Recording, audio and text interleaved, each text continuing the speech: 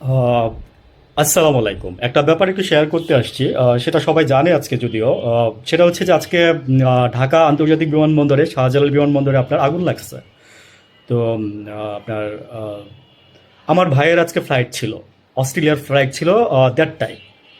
তো ও যেতে পারে নাই অন্য কারণে, আগুন লাগার কারণে। ও হয়তোবা মানে ও আগেই চলে যেত, আগেই চলে যেত। দেড়টায় না, সোয়া একটায় মনে ফ্লাইট ছিল, তো আগুন বোধহয় এর আগেই লাগছে। তো আমার ভাই অন্য কারণে যেতে পারে নাই, আমার ভাই বাসায় চলে আসছে। তো এরপরে দেখলাম যে এয়ারপোর্টে আগুন লাগছে। তো আমি এখানে এইগুলো বলতে আসি নাই, আমি যেটা বলতে আসছি সেটা হচ্ছে যে এই আগুন লাগার ঘটনা কিন্তু আমি আজকে থেকে বলে আসতেছি প্রায়। যখন সচিবালয়ে আগুন লাগছে তখনই আমি বলছিলাম যে গোয়েন্দা তথ্যের ভিত্তিতে আমি বলতেছি যে বাংলাদেশে আরও আগুন লাগবে, আরও আগুন লাগবে। আমি গোয়েন্দা তথ্যের ভিত্তিতে বলছিলাম কথাটা। আমি এটাও বলছি যে গোয়েন্দা তথ্যের ভিত্তিতে আমি বলতেছি বাংলাদেশে আরও আগুন লাগবে, সবাই সতর্ক থাকবেন। এরপরে দেখেন এই মাসে কি হইলো, এই মাসে না এই সপ্তাহে দেখেন। প্রথমে ঢাকায় এই যে শিয়ালবাড়িতে আগুন লাগছে, একটা গার্মেন্টসের গোডাউনে আগুন লাগছে। ওইখান থেকে কেমিক্যাল কোম্পানিতে ছড়ায় 16 জন ইনস্ট্যান্ট মারা গেছে।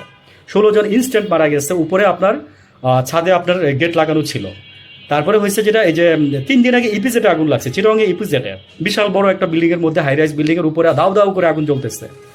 ঠিক আছে, জ্বলতেছে। আচ্ছা গেল ইপিজেটও, মানে কতজন হতাহত হয়েছে সেটা আমি জানি না। আর হচ্ছে আজকে আগুন লাগছে এয়ারপোর্টে, এয়ারপোর্টে, ঢাকা ইন্টারন্যাশনাল এয়ারপোর্টে। দেখেন কোন সময়ে, যখন জুলাই সনদ হচ্ছে, যখন আপনার ক্যান্টনমেন্টের এরকম হচ্ছে। কালকে সেনাপ্রধান লালমনিরহাট গিয়ে আসছে, কালকে সেনাপ্রধান লালমনিরহাট গেছিল, কয়জন জানেন আপনারা? আমি জানি না। ওইখান থেকে আইসা উনি আপনার এই যে জুলাই সনদের ইয়াতে আইসা বিকালে অংশগ্রহণ করছে। তো আমি আগুন লাগার ঘটনাটা ঘটবে যে এটা আমি আরো অনেক আগে থেকে বলে আসতেছি, অনেক আগে থেকে গোয়েন্দা তথ্যের ভিত্তিতে বলছিলাম। কার কার তথ্যের ভিত্তিতে বলছি এটা আমি এখানে নাই বললাম।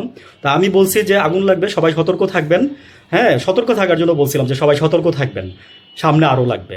ঠিক আছে, এগুলো হচ্ছে কি জানেন, যে একটা পার্ট, মানে একটা বিশৃঙ্খলা করার একটা পার্টের একটা অংশ হচ্ছে এটা। আমি এইভাবেই শুনছিলাম নিউজটা, যে একটা বিশৃঙ্খলা করার একটা পার্ট হচ্ছে এই আগুন লাগাই দেওয়া। এই আগুনগুলো লেগে যায় না, লাগাই দেওয়া হয়।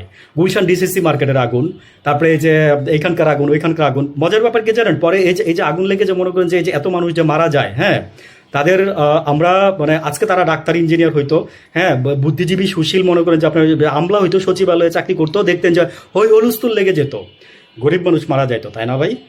গরিব মানুষ মারা যাইতো। সরকারের কি আসে যায়? সরকারের কি আসে যায় আর এই দেশের মানুষের কি আসে যায়? কিচ্ছু আসে যায় না। গরিব মানুষ মরতেছে তো ভাই, গরিব মানুষ মরতেছে। ঠিক আছে, মানে ধিক্কার জানাই, আমি ধিক্কার জানাই। মনে করেন যে আমি আর কি আর বলবো। এই আগুনগুলো লাগাই দিয়ে কেন জানেন? Political issue. তারপর হচ্ছে মনে করেন যে এই মার্কেটটা উঠাইতে পারতেছে না, এই কারণে বস্তি দেখছেন না, আগে বস্তিতে আগুন লাগতো। যেই সরকারি আসুক মনে করেন যে সেই সরকারি মনে করেন যে এই কাজগুলো করতেছে। বুঝছেন? বলার কিছু নাই। ভালো থাকবেন।